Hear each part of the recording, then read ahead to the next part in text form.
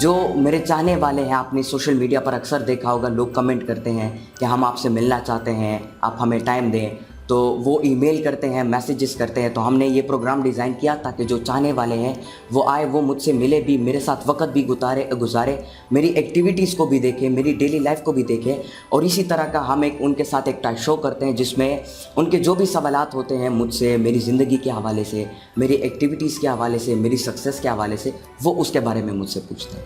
آج ہمارے ساتھ موجود ہیں افضال احمد، جو کہ اسلام آباد سے ہی تعلق رکھتے ہیں، اور انہوں نے آج وزٹ کیا. میں نے ان کو وزٹ بھی دیا اپنے گھر کا، اور یہ پروگرام ہے جس میں وہ مجھ سے جو سوال بھی پوچھنا چاہتے ہیں انشاءاللہ میں انہیں جواب دوں گا. کیسے ہیں آپ؟ ٹھیک ہیں؟ الحمدللہ کرے ٹھیک. جو آپ کے سوالات ہیں آپ بے شک مجھ سے پوچھ سکتے ہیں. آپ کو بہت سنا، یوٹیوب پہ بھی، فیس بک پہ بھی دیکھا ہم نے آپ کو، اور کافی مطلب انسپائر ہوئے آپ سے کہ اس عمر میں اتنی ساری چیزوں کو مینیج کرنا، لیکچرز ڈیلیور کرنا، پھر اپنی روٹین کو بھی دیکھنا. تو کس طرح آپ یہ مینیج کر پاتے ہیں سب کچھ؟ کیا مشکل نہیں ہے بہت ہی؟ دیکھیے، میں اکثر اپنی لیکچرز میں کہتا رہتا ہوں that you have to be calculated, کہ آپ نے اپنے آپ کو ٹائم ٹیبل بنانا ہوگا. اپنے لیے ایک ٹائم ٹیبل بناؤ جس میں آپ چھوٹے چھوٹے آبجیکٹیوز اپنے لیے رکھو اور اس کو اچیو کرنے کی پلاننگ آپ کرو. جب آپ اپنے لیے ٹائم ٹیبل بناؤ گے تو اس میں آپ کو اپنی خامیاں بھی ضرور نظر آئیں گی، اور جب آپ کو اپنی خامیاں نظر آئیں گی تو ان ویکنیسز کو اپنی اسٹرینتھ میں کنورٹ کرنے کی کوشش کرو. یہ میں اکثر اپنی اسپیچز میں لوگوں کو کہتا رہتا ہوں. تو جب آپ اپنے آپ کو ٹائم ٹیبل کرتے ہو تو آپ کو اپنی ویکنیسز بھی پتہ چلتی ہے، جن کو آپ اپنی اسٹرینتھ میں کنورٹ کرتے ہو تو آپ کے پاس ایک اور اماؤنٹ آف ٹائم سیو ہوتا ہے، جس کو جب آپ پازیٹیولی یوٹیلائز کرتے ہو تو آپ ڈھیر سارے آئیڈیاز اس میں کریٹ کر پاتے ہو، ڈھیر ساری ایسی ایکٹیویٹیز اس میں کر پاتے ہو جو کہ آپ کو مدد دیتی ہے آگے بڑھنے میں. تو یہ سب میں مینیج کرتا ہوں ایک ٹائم ٹیبل کے مطابق. میں نے اپنے لیے ایک ٹائم ٹیبل بنایا. I have made my self calculated. میں اپنے ہر ایک وقت کو، ہر ایک سیکنڈ کو پازیٹیولی یوٹیلائز کرتا ہوں، اور ٹائم ٹیبل میں نے اپنے لیے بنایا. میری کلاسز ہوتی ہیں کیونکہ سپر کڈز ہیں میرے ساتھ، بچے ہیں میرے ساتھ، وہ بھی میرے ساتھ پڑھتے ہیں، میں انہیں پڑھاتا ہوں، ایک ساتھ ہم کلاس لیتے ہیں. تو میں ان کو بھی کلاس ڈیلیور کرتا ہوں، لیکچر ڈیلیور کرتا ہوں، خود بھی سیکھتا ہوں. میرے بھی ٹیچرز ہیں وہ بھی مجھے سکھاتے ہیں. تو میری اپنی کلاسز چلتی ہے. اس کے بعد اس کے دوران میں بریک بھی آتا ہے جس میں ہم لنچ کرتے ہیں اور دوپہر کی نماز ہم پڑھتے ہیں. اس طرح پھر ہماری اگلی جو کلاسز ہوتی ہے کمیونیکیشن سکلز کی، علامہ اقبال رحمۃ اللہ علیہ کی، وہ ساری کلاسز بھی ہم لیتے ہیں. اسی طرح ہم اپنی ایکٹیویٹیز کو جاری کرتے ہیں اور رات کے 10 بجے ہم سوتے ہیں. اچھا ایگزیکٹلی. اچھا، آپ کے لیکچرز وغیرہ میں اکثر دیکھا گیا کہ آپ علامہ اقبال سے بہت انسپائر ہیں، ان کے مطلب کوٹ کرتے ہیں ان کو بہت زیادہ. تو علامہ اقبال کی مطلب آپ کب سے مطلب ان سے کس طرح انسپائر ہوا؟ آپ سے کیا وہ وجہ تھی جو آپ کو اقبالیات کی طرف لے آئی؟ دیکھیں، مجھ سے اکثر لوگ سوال پوچھتے ہیں میری کامیابی کے حوالے سے، کیا بھی کامیابی کے پیچھے کیا راز ہے. تو میں انہیں یہ جواب میں کہتا ہوں کہ جب میں نے دی یونیورسٹی آف اسپوکن انگلش میں ایڈمیشن لیا، وہاں پر ایک ڈپارٹمنٹ تھا سپر کڈ پروگرام، جس میں ابھی پڑھتا بھی ہوں اور اس کا ہیڈ بھی ہوں میں اسے. تو مجھے میرے ٹیچرز نے کتاب دی اقبال دی پرسرار. مجھے اس وقت کوئی علم نہیں تھا، اتنا پتہ تھا کہ علامہ اقبال رحمۃ اللہ علیہ ہمارے قومی شاعر ہیں. تو جب ٹیچر نے مجھے وہ کتاب دی، میں نے جب وہ کتاب پڑھی تو اس نے مجھے بہت زیادہ انسپائر کیا. دیٹ واز اباؤٹ علامہ اقبال رحمۃ اللہ علیہ فلاسفی اینڈ پاکستان. تو اس کے حوالے سے تھی، تو میں بہت زیادہ انسپائر ہوا اس سے. تو میں نے فیصلہ لیا کہ میں نے اب اپنے ملک کے لیے کام کرنا ہے، اور میں نے علامہ اقبال رحمۃ اللہ علیہ کی فلاسفی کو دوبارہ زندہ کرنا ہے. کیونکہ میں اس کتاب کو پڑھ کے میں سمجھ گیا کہ ہمارے نوجوان جو ہے وہ علامہ اقبال رحمۃ اللہ علیہ کو صرف ایز اے شاعر پڑھتے ہیں. کیونکہ آج کل اگر ہم اپنی ترقی چاہتے ہیں، اگر ہم چاہتے ہیں کہ ہم پاکستان کو آگے بڑھائیں، پاکستان کا نام پوری دنیا میں روشن کریں، ہم کامیاب ہو جائیں، تو اس کے لیے علامہ اقبال رحمۃ اللہ علیہ کی فلاسفی کو پڑھنا اور اس کو سمجھنا بہت زیادہ ضروری ہے. میں اس کی اہمیت کو سمجھ گیا تھا، تو اس لیے میں نے یہ فیصلہ لیا، اور اس لیے میں ان سے بہت زیادہ انسپائر ہوں. اچھا، علامہ اقبال کے مطلب ان کا جو جتنا بھی کلام ہے سارا ہی مطلب بہت قیمتی ہے، انمول ہے. تو آپ کو ان کی کون سی نظم نے یا کن اشعار نے زیادہ انسپائر کیا؟ ایک شعر ہے جس نے مجھے سب سے زیادہ انسپائر کیا، وہ ہے کہ میرا طریقہ میری نئی فقیری ہے، خودی نہ بیچ غریبی میں نام پیدا کر. اس شعر نے مجھے بہت زیادہ انسپائر کیا کہ آپ کے پاس، آپ وسائل پر بلیو نہ کرو، آپ کے پاس وسائل ہے یا نہیں ہے کوئی مسئلہ نہیں. آپ کے پاس ایک کتاب ہے اور ایک پینسل ہے، اس ایک کتاب اور ایک پینسل سے آپ ایک پوری ایک سلطنت کھڑی کر سکتے ہیں. وسائل پر کبھی بلیو نہ رکھو.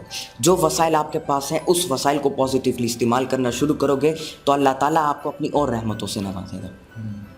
ماشاء اللہ بہت اچھا لگا آپ سے مل کے. اچھا آپ نے روٹین بھی اپنی ایکسپلین کر دی اور سب کچھ نالج وغیرہ بھی ہے وہ. تو آگے آپ کے مطلب 2-4 سالوں میں یا 5 سالوں میں کیا آبجیکٹیوز ہیں جہاں تک آپ پہنچنا چاہتے ہیں؟ میری پلاننگز یہ ہے کہ سپر کڈ پروگرام میں جو بچے ہیں میں ان کو ٹرین کروں اپنے ساتھ, ان کی تربیت کروں اور ان کو بھی اپنے جیسا بناؤں, کیونکہ میں سمجھتا ہوں ہر ایک بچہ حماد صافی بن سکتا ہے, لیکن اگر وہ محنت کرے اور صحیح نیت کے ساتھ محنت کرے. تو میں ان کی ٹریننگ کر رہا ہوں, ان کی میں تربیت کر رہا ہوں تاکہ یہ بچے بھی حماد صافی بن سکے, بلکہ اس سے بھی بڑھ کر بن سکے اور پاکستان کی اور اپنے ملک کی خدمت کر سکے. اس کے علاوہ یتیم بچوں اور غریب بچوں کے لیے میں نے فیصلہ کیا ہوا ہے, کیونکہ 43 لاکھ یتیم و غریب بچے ہیں پاکستان میں. تو میں نے یہ فیصلہ کیا ہوا ہے کہ میں انہی بچوں کی تربیت کر کے اور انہی کو یہ ٹاسک دوں گا تاکہ یہ آگے جا کے ان یتیم و غریب بچوں کی تربیت کر سکیں. امہ چلڈرن اکیڈمی میں میں یتیم بچوں کی تربیت کر رہا ہوں تاکہ وہ یتیم بچے امپاور ہو سکے اور وہ آگے جا کے جو باقی یتیم و غریب بچے ہیں ان کو امپاور کر سکے اور ان کو اپنے پیروں پہ کھڑا کر سکے, مضبوط بنا سکے. ایک آبجیکٹیو جو ہے وہ سپر کڈ پروگرام کے حوالے سے ہے, جس میں ہم پورے پاکستان سے صرف 10 بچوں کو سلیکٹ کرتے ہیں, کیونکہ ہمارے اسکولز میں دیکھیں بچوں کو پڑھایا تو جاتا ہے لیکن ان کو امپلیمنٹیشن کا طریقہ نہیں سکھایا جاتا. سپر کڈ پروگرام اپنی ذات میں ایک بہت زیادہ یونیک پروگرام ہے, جس میں ہم بچوں کی پرسنالٹی ڈیولپمنٹ, ان کی بیہیورل ڈیولپمنٹ اور ان کی سکلز اور ان کی پوٹینشیلز اور ان کی کوگنیٹیو ایبلٹیز کے اوپر کام کرتے ہیں.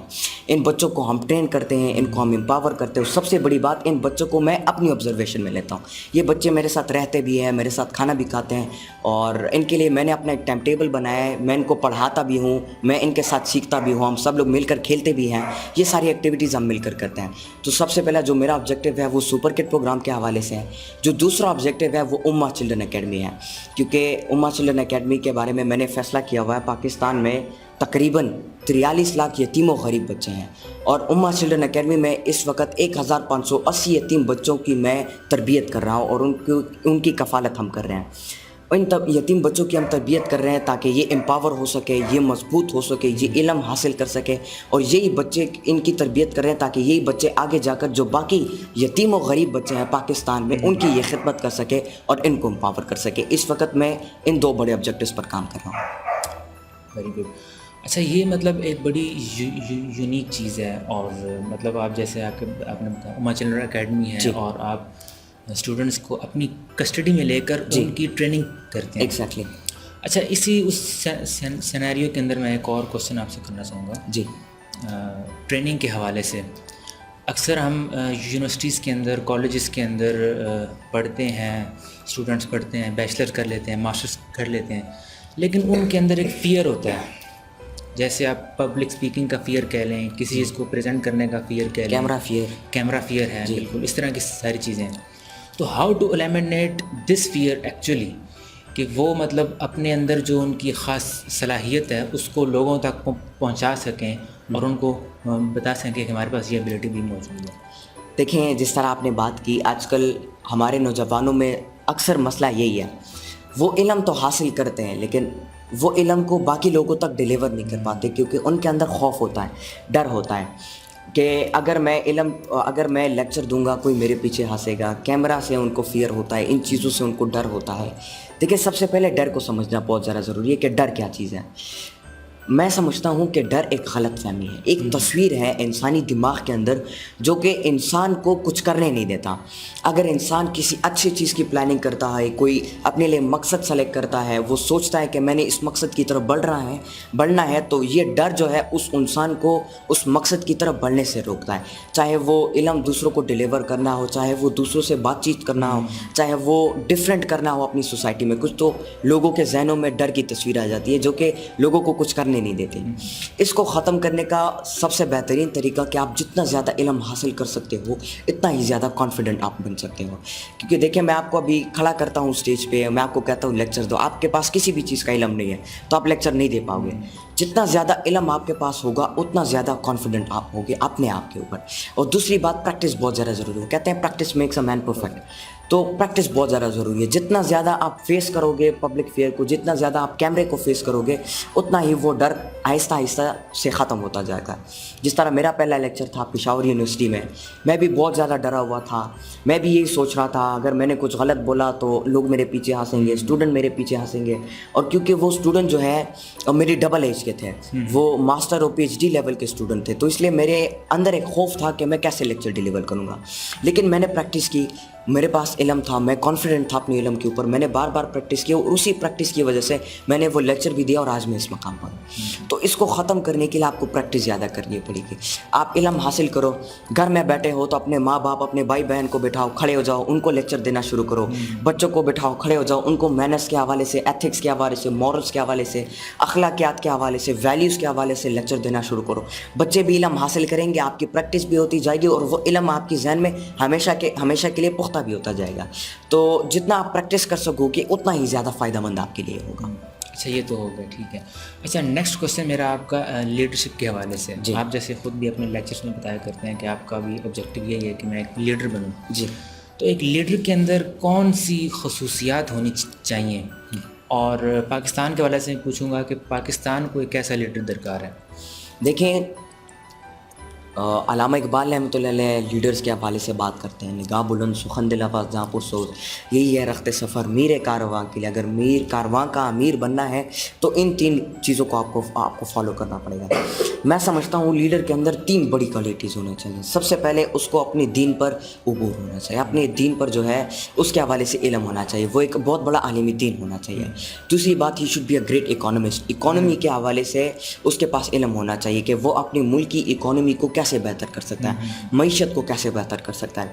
اور تیسرا جو ہے وہ جنگی جو اسٹریٹجیز ہوتی ہیں اس کے بارے میں اس کو علم ہونا چاہیے, تاکہ وہ اینیمیز کی ہر ایک اسٹریٹجی کو, جنگ کو, وار کو, ان چیزوں کو سمجھ سکیں. اچھا, یہ ساری چیزیں تو مطلب ٹھیک ہے, بہت زبردست. لیڈرشپ کے حوالے سے جو آپ نے 3 چیزیں ایکسپلین کی ہیں, جی, مطلب یہ ایک بہت مطلب ضروری چیز ہے اس کے لیے. اچھا, باقی اب یہ ہے کہ نالج اکانومی جو ہے, یا جو کسی بھی قوم کے لیے کتنی ضروری ہے, کیونکہ ریسرچ ہو رہی ہے دنیا کے اندر ہر فیلڈ کے اندر, چاہے وہ معیشت ہو, اس کے علاوہ انجینئرنگ ٹیکنالوجی کے حوالے سے ہو, ہر فیلڈ کے اندر. تو نالج اکانومی جو ہے یہ کس قوم کے لیے کتنی امپورٹنس رکھتی ہے؟ دیکھیں, میں سمجھتا ہوں علم جتنا زیادہ ایک قوم حاصل کر سکتی ہے اتنا ہی زیادہ فائدہ مند ہوگا آپ کے لیے. آپ کے پاس ہر ایک چیز کا علم ہے تو اس سے بینیفٹ آپ کو ہے, باقی لوگوں کو بھی ہے. اور آپ کے پاس ایک چیز کا علم ہے تو یہ آپ کا حق بنتا ہے کہ آپ اس علم کو آگے لوگوں تک پہنچاؤ. میں سمجھتا ہوں علم حاصل کرنا چاہیے, صرف نالج اکانومی کے حوالے سے نہیں, اکانومی کے حوالے سے نہیں, بلکہ اور ڈھیر چیزوں کے حوالے سے ہمارے نوجوانوں کو سیکھنا چاہیے. کیونکہ میں کہتا ہوں ہر ایک انسان کے اندر اپنا ایک پوٹینشیل ہوتا ہے. ایک نوجوان ہوگا, اس کے اندر اکانومی کی پوٹینشیل ہو سکتی ہے, وہ معیشت کے بارے میں اس کو پاس اچھا علم وہ سیکھ سکتا ہے, اس کے اوپر کام کر سکتا ہے. کوئی الیکٹریکل انجینئر بن سکتا ہے, کوئی جو ہے ایک اچھا کمپیوٹر سائنس اس فیلڈ میں آگے جا سکتا ہے, کوئی ایک اچھا پبلک اسپیکر بن سکتا ہے. تو میں سمجھتا ہوں ایک قوم کو ضروری یہ ہے کہ وہ ہر ایک فیلڈ میں مہارت حاصل کرے اور ہر ایک فیلڈ میں ایکسیس حاصل کرے. اچھا, ایک امپورٹنٹ چیز, مطلب جیسے ہم دیکھتے ہیں امریکہ, کینیڈا, رشیا, وہ اس ٹائم گولڈن ایج پہ ہیں, ٹاپ پہ ہیں. مسلمز کی جو ڈاؤن فال ہے اس کو کیسے کور کریں, اور مطلب اپنے اس ماضی کو کیسے بحال کریں گے؟ دیکھیں, جس طرح آپ نے بات کی ویسٹرن جو کنٹریز ہے آج کل ان کا گولڈن دور ہے. میں سمجھتا ہوں اگر ہمارے جس طرح ہم کہتے ہیں کہ لا الہ الا اللہ محمد رسول اللہ, نہیں ہے عبادت کے لائق مگر اللہ, اس چیز کو ہم کہتے تو ہیں, لیکن اس پر عمل ہماری سوسائٹیز میں اور مسلم امہ میں اتنا زیادہ نہیں ہوتا جتنا ہونا چاہیے. دیکھیں, پرانے زمانے کے لوگ جو آپ دیکھیں, آپ سلطان ٹیپو کو دیکھ لیں, محمد بن قاسم کو دیکھ لیں, اس سے پہلے جتنے بھی لوگ تھے جو مسلمان تھے, جنہوں نے اپنے دور میں اسلام کی ایک اچھی ڈیفینیشن کی اور اسلام کی اچھی تصویر دنیا کو دکھائی, اور مسلمانوں کی اچھی جو ہے وہ کی اچھی پریزنٹیشن کی دنیا میں. میں سمجھتا ہوں وہ لوگ جو ہیں وہ اس چیز کے اوپر ان کا بہت زیادہ عبور تھا, اور وہ فیتھ کے اوپر, ایمان کے اوپر ان کا وہ بہت زیادہ مضبوط تھا. آج کل ہمارے جو مسلمان ہیں, بلکہ ہمارے جو لوگ ہیں وہ ویسٹرن سے بہت زیادہ انسپائر ہیں, ویسٹ کنٹریز سے, ان کی جو لینگویج ہے ان سے بہت زیادہ انسپائر ہیں, ٹیکنالوجی میں اتنے زیادہ وہ پھنسے ہوئے ہیں, اور ٹائم وہ اپنا ضائع کر رہے ہیں ڈفرینٹ چیزوں میں. میں سمجھتا ہوں کہ وہ ان چیزوں کو نکالے اور ان پہ اپنا کام کرے, اپنے وقت کو بچائے, اپنے وقت کو پازیٹیولی یوٹیلائز کرے, وقت کی قیمت کو سمجھ جائے. اور سب سے بڑی بات, جو نعمتیں اللہ تعالیٰ نے انہیں دی ہے ان نعمتوں کو صحیح طریقے سے استعمال کرے, اور لوگوں کو بھی صحیح طریقے سے استعمال کرنے کا طریقہ وہ سکھائے. اور جس طرح میں نے پہلے بھی آپ کو کہا, جب آپ ایک چیز کو صحیح طریقے سے استعمال کرو گے تو اللہ تعالیٰ آپ کو اپنی اور نعمتوں سے نوازے گا. تو میں سمجھتا ہوں ہم اللہ تعالیٰ کو تو مانتے ہیں لیکن اللہ کی نہیں مانتے. اللہ تعالیٰ ہمیں کہتے ہیں جھوٹ نہ بولو, وہ ہمیں کہتے ہیں دھوکہ نہ کرو, وہ ہمیں کہتے ہیں حرام نہ کماؤ, لیکن پھر بھی ہم جھوٹ بھی بولتے ہیں, ہم دھوکہ بھی کرتے ہیں, ہم حرام بھی کماتے ہیں. یہ ساری چیزیں ہم کرتے ہیں. اگر ہم ان ساری چیزوں کو ختم کریں, اپنی ان ویکنیسز کو ختم کریں اور سچائی کے راستے پر آئے اور سچ پر بلیو رکھیں, سچ پر یقین رکھیں اور ہمیشہ سچائی اور انصاف کے ساتھ کھڑے ہو, تو میں سمجھتا ہوں ہم بہت آگے چل سکتے ہیں. ہم مسلمانوں کو نہیں بلکہ اپنے ساتھ پوری مسلم امہ کو ہم اپنے ساتھ اٹھا سکتے ہیں. اچھا, کرنٹ ایشوز جو ہیں, مطلب ٹینشن چل رہی ہے بارڈر پہ انڈیا اور پاکستان کے درمیان, کشمیر ایشو جو ہے, جی, اس کو آپ کس طرح سے دیکھتے ہیں؟ مطلب اس کو کس طرح سے سیٹل ڈاؤن ہونا چاہیے دونوں ملکوں کے درمیان, ٹینشن کو کس طرح ختم کیا جائے؟ دیکھیں, میں نے کچھ دن پہلے ویڈیو بھی بنائی تھی کشمیر کے اس مسئلے کے حوالے سے کہ بھارت جو جینوسائیڈ کر رہا ہے کشمیر میں, جو کلسٹر بمبس پھینک رہا ہے اور جو خوف پھیلا رہا ہے اپنا, میں نے اس میں یہ پیغام دیا تھا بھارت کے جو عوام ہے, جو اسٹوڈنٹ طبقہ ہے, جو ایجوکیٹڈ طبقہ ہے, کہ آپ اپنی گورنمنٹ کے سیکشن کے خلاف آپ پروٹیسٹ کرو, اور جو جینوسائیڈ وہ کشمیر میں کر رہے ہیں اسے وہ روکے, اور پاکستان کے ساتھ بات چیت کے ذریعے سے اس مسئلے کو ہمیشہ کے لیے حل کر دے. تو میں سمجھتا ہوں اگر اس مسئلے کو آرام سے اور امن سے حل کیا جائے تو بھی بہتر ہے, اور میں سمجھتا ہوں ہماری حکومت ہے وہ اسے سنبھال رہی ہے, لیکن انشاءاللہ we expect for the best. اچھا, یہ تو مطلب آپ کا مطلب بڑا کمپریہنسو ویژن ہے اس سارے پوری دنیا کے حوالے سے بھی اور پاکستان کے حوالے سے. اب ذرا آپ کی پرائیویٹ لائف کی طرف آتے ہیں. آپ کو مطلب عام طور پہ کیا ایکٹیویٹیز ہیں آپ کی؟ کھانے میں کیا پسند ہے آپ کو زیادہ؟ کھانے میں مجھے ویجیٹیبلس پسند ہے, فریش ویجیٹیبلس, فروٹس مجھے پسند ہے, مٹر مجھے پسند ہے, کھانے میں مجھے بہت پسند ہے. مطلب آپ آرگینک فوڈ مجھے بہت زیادہ پسند ہے. تو اچھا, مینجمنٹ کے حوالے سے ایک کوشچن ہے آپ کی, جی, یا موٹیویشن کے حوالے سے. جی, کہ لوگ مطلب آتے ہیں آپ کے پاس, آپ کو سنتے ہیں زیادہ, ٹھیک ہے, مطلب آپ کا لیکچر لیا, موٹیویشن لیول بہت اپ چلا گیا, جیسے ہی باہر جاتے ہیں اپنے سوسائٹی کے اندر تو پھر موٹیویشن لیول ڈاؤن ہو جاتا ہے, جی, یا اپنے آبجیکٹیو سے وہ ادھر ادھر ہونے لگتے ہیں. تو اس کو کس طرح سسٹین کیا جائے, کس طرح مینٹین کیا جائے, اس کا کوئی دیکھیے, solution میں آپ کے پاس؟ اکثر میں کہتا ہوں that motivation is something else and inspiration is something else. Motivation is something else, telling the people what to do. Motivation ایک ایسی چیز ہے جس میں آپ سامنے والے بندے کو بتاتے ہو کہ آپ نے کیا کرنا ہے, اور انسپریشن ایک ایسی چیز ہے جس میں بندہ آپ کو خود دیکھتا ہے, آپ کو جج کرتا ہے, اور آپ کی کوالٹی سے انسپائر ہو کر وہ خود, آپ کو کہنے کی ضرورت نہیں پڑتی, وہ خود آپ کے جو ویژن, جو ڈریم کو آپ فالو کر رہے ہو, جس راستے کو آپ, جس پاتھ کو آپ فالو کر رہے ہو, وہ اس کو فالو کرنے لگ جاتا ہے. تو میں سمجھتا ہوں انسان کی زندگی میں ایک رول ماڈل ہونا ضروری ہے, ایک انسپریشن ہونا ضروری ہے, جو کہ ایک انسان کو ہمیشہ موٹیویشن دیتا رہتا ہے, جو کہ انسان کو ہمیشہ جو ہے کریج دیتا ہے کام کرنے کی, کریج دیتا ہے علم حاصل کرنے کی, کریج دیتا ہے اپنی سوسائٹی میں کچھ ڈفرینٹ کرنے کی, کریج دیتا ہے سچائی اور انصاف اور سچے راستے کے ساتھ میں کھڑے ہونے کی. تو میں سمجھتا ہوں رول ماڈل بہت زیادہ امپورٹنٹ ہے. جن لوگوں کی زندگی میں ایک ویژن ہوتا ہے یا ان کی زندگی میں ایک رول ماڈل ہوتا ہے, وہ لوگ جو ہے ہمیشہ موٹیویٹڈ رہتے ہیں, وہ لوگ ہمیشہ انسپائر رہتے ہیں, وہ لوگ ہمیشہ علم کی طرف جاتے ہیں, اور وہ لوگ ہمیشہ فوکس کرتے ہیں کہ میں نے اپنے اس مقصد کو اچیو کرنا ہے. تو میں سمجھتا ہوں زندگی میں ایک مقصد ہونا چاہیے, ایک رول ماڈل ہونا چاہیے, اور ایک خاص انسپریشن ہونا چاہیے جو کہ آپ کو ہمیشہ کریج دیتی ہے. اچھا, مطلب یہ ہے کہ رول ماڈل اور آبجیکٹیو یہ بہت زیادہ سیلف موٹیویشن کے لیے بہت ضروری ہے. بہت زیادہ ضروری ہے. اچھا, آپ عام طور پہ ڈریسنگ کیسی پسند کرتے ہیں, پہننے میں کیا پسند کرتے ہیں؟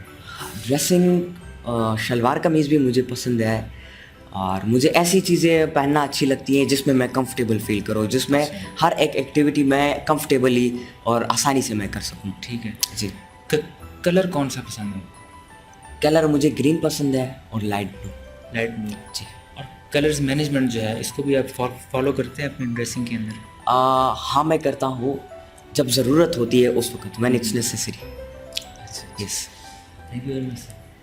میں جب یہاں آ رہا تھا حماد صافی سے ملنے تو میرے ذہن میں یہی آئیڈیا تھا کہ شاید ایز یوزول ایک لیکچر ہوگا، جیسے باقی موٹیویشن اسپیکر ایک لیکچر دیتے ہیں اور اس کے بعد بس چلے جاتے ہیں، لیکن یہاں پہ سینیریو کچھ مختلف تھا. ان کے ساتھ مطلب روٹین وائز جو ان کی ہے تو اس کے ساتھ ہم نے وقت گزارا، ہم نے کھانا کھایا ان کے ساتھ چائے پی، ان کے ساتھ ایز یوزول گپ شپ ہوئی کافی. اور باقی ان کی جو ڈیلی کی روٹین ہے اس کے مطابق مطلب وہ چل رہے تھے. بس یہ تھا کہ ان کے ساتھ ایک جو پارٹیسپینٹ ہے وہ بھی انہوں نے ایڈ کیا. تو یہ مطلب بہت کم دیکھا گیا ہے کہ اتنی بڑی ایک سلیبریٹی ہو اور اپنی ایک بزی اسکیجول میں ایک اس طرح سے مطلب ایک پروگرام اسٹارٹ کریں عام لوگوں کے لیے.